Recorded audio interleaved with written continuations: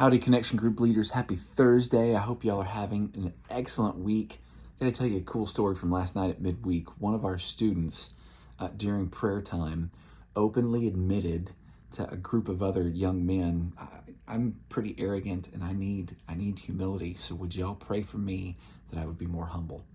I mean, I'm so proud of that kid. You talk about courage, just admitting to a bunch of other dudes, no less. Like, I just need humility, and I know that comes from God. Man, I just wanted to skip rope and jump and holler for Jesus. Like, it was awesome.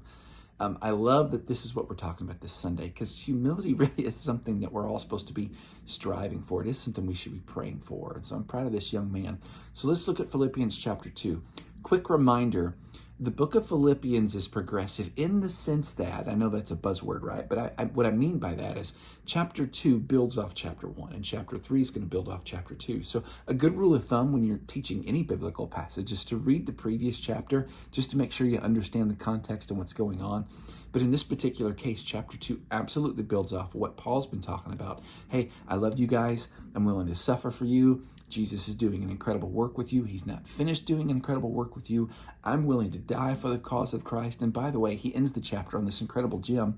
Verse 27, he says, hey, just so you know, God has granted you, ding, ding, ding, winner, winner, chicken dinner. You have the opportunity to do the same things for Jesus that I have to do. Yay! You get to suffer for Jesus too. Awesome. Jesus has picked you to do this. That's not especially encouraging, TJ. I know. This is why chapter 2 is such good news. So this is why when we dive into chapter 2, this is why the word since is so much more important than the word if. I love that the lesson spells this out. Since there is encouragement in Christ, since there is love and sympathy found from one another, since the Spirit of God is involved in our lives, we can now do the things that Jesus has called us to do. And what he's called us to do is to be humble and to consider one another more important than ourselves. So I'm going to drop a little bit of maybe a bomb on you, but I think this is worth pursuing and maybe even attacking on Sunday morning. The phrase love yourself is not a biblical phrase, at least not in the sense of the phrasing and the way that the world uses it. You're not going to find a verse in the Bible that says love yourself first and then go love other people, and that's how the world uses it. What we do find in the scriptures when we say love ourselves, and a great example, Psalm 139, is when David says, Lord, like I love the way that you made me. I love the work that you've done in my life. Thank you for that. But it's a recognition of God's good work in our lives, and which again, that builds off chapter 1. Lord, you're not finished working on me. I love what you're doing. So thank you for loving me in this way. See, the thing is like loving ourselves is sort of like our default mode.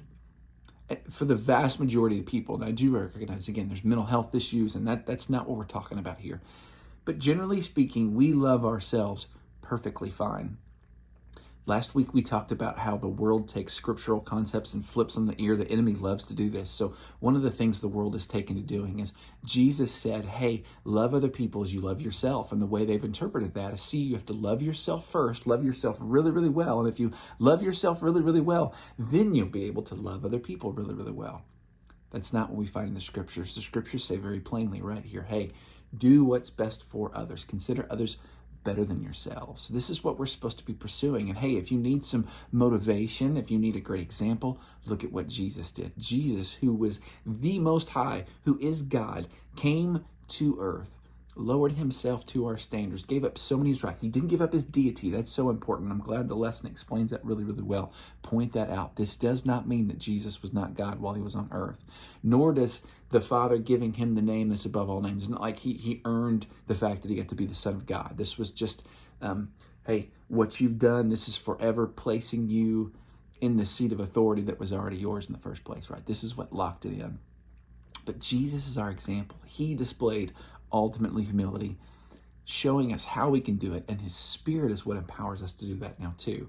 So what's the follow-up? Well, then we get into the next part where he talks about work out your salvation with fear and trembling. The reason why I'm sitting in front of the weight room, and there's people in there working out right now, so that's why I'm not recording in there.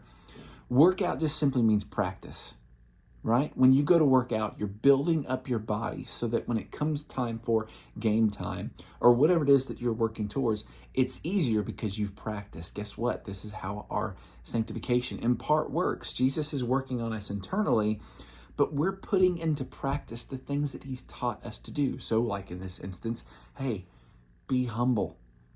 Is that easy? No, it's not, which is why it's so important that he follows up, hey, do these things without grumbling. So I want you to think about something. If you've ever built something or made something for your spouse or for a boyfriend or girlfriend or whatever, you can use this example with your classes.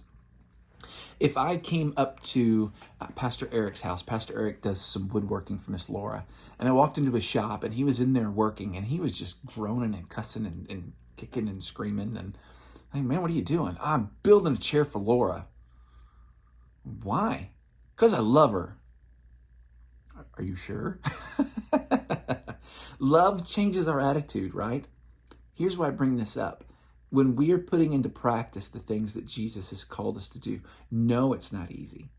Gosh, life itself is not easy. And Paul's not just talking about, hey, when you're doing your Christian deeds, don't do them with grumbling. Or actually, he says, don't do anything with grumbling, right? But let's at least start with our Christian disciplines. Let's not do these things with grumbling and moaning and groaning and complaining and cussing. Let love be your motive, because when you're motivated by love, suddenly these tasks don't seem nearly as hard or tough or frustrating. And when we run into bumps in the road, we're willing to endure them. Why? Because we love the person we're seeking to please, which in this instance is Jesus, the founder of our faith. Finally, I would say this. Go ahead and finish the chapter. The curriculum doesn't do this, but look at Epaphroditus. Epaphroditus is a great example of doing the things that we talked about all throughout the rest of the chapter. This is a dude that left Philippi to bring Paul a gift, nearly lost his life as a result, but did it joyfully to serve his brother. This is what we're called to do as believers. Guys, we love you. I'm anxious to serve you. I hope you have an awesome weekend, and we'll see you soon. Bye.